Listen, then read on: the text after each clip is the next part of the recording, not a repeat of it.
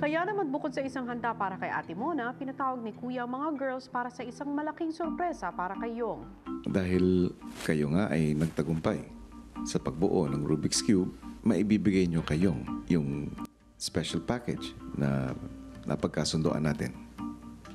At ang special package na ito ay ang makita at makapiling ni Yong, ang kanyang ina, at iba pa niyang kapatid. Kaya lahat sila ay magkakaroon ng reunion dito sa bahay ko. Sa puntong ito, maaari nyo nang ipaalam sa mga boys, pero maliban kay Yong. Patago namang sinabi nila Christine at Heaven sa boys ang sorpresa para kay Yong. Tara, Christian, labas tayo. Sasabihin ako sa'yo.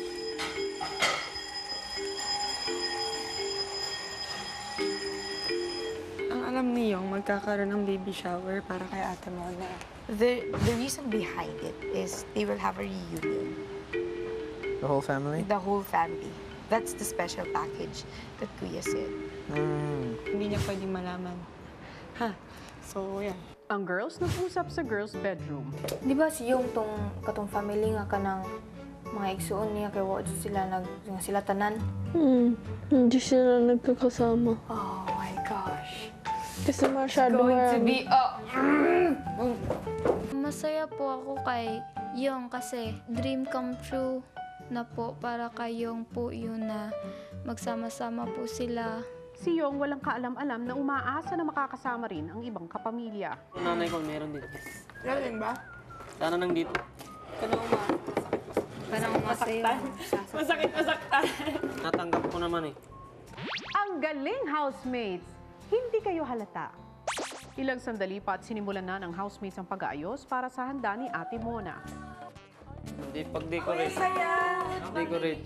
Nakaka-excite kuya kasi hindi niya po, hindi po siya nagtithink twice Ang iniisip niya po talaga si Ate Mona.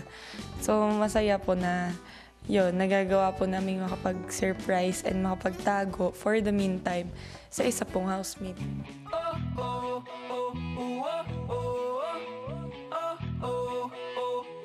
Yung pamilya ni Yung, hindi po talaga sila nagkaroon ng reunion na sila po talaga ang lahat. Kaya super mahalaga po yun para sa kanila.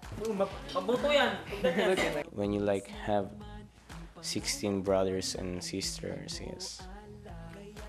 Wala ka masasabi. It's really, wow. I think na talaga mahalaga para sa kanila. Pero mas masarap talaga siya ng maraming. I know how important it is na makita niya po yung family niya. All Yong ever talks about is his family. So nakikita po talaga namin na he really loves his family, kuya. Sa gitna ng kanilang paghahanda, hindi rin mapigilan ng housemates na mamiss si Maymay. Sayang si Ate May, wala dito eh. Maya-maya ay nagdisenyo na ang housemates sa activity area. We work po lahat as one. I'm honored po, kuya, to be part of their history nga daw po. Kasi we got the chance to prepare po, kuya, for the baby shower and the family reunion po. Kami tayo.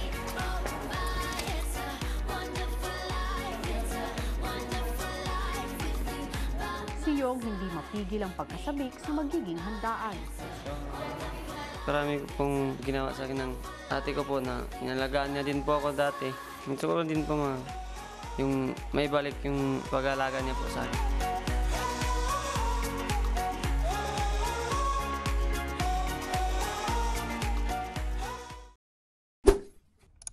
Hi mga kapamilya! Be updated with the Pinoy Big Brother housemates by clicking the subscribe button and watch all the latest videos by clicking the I button above.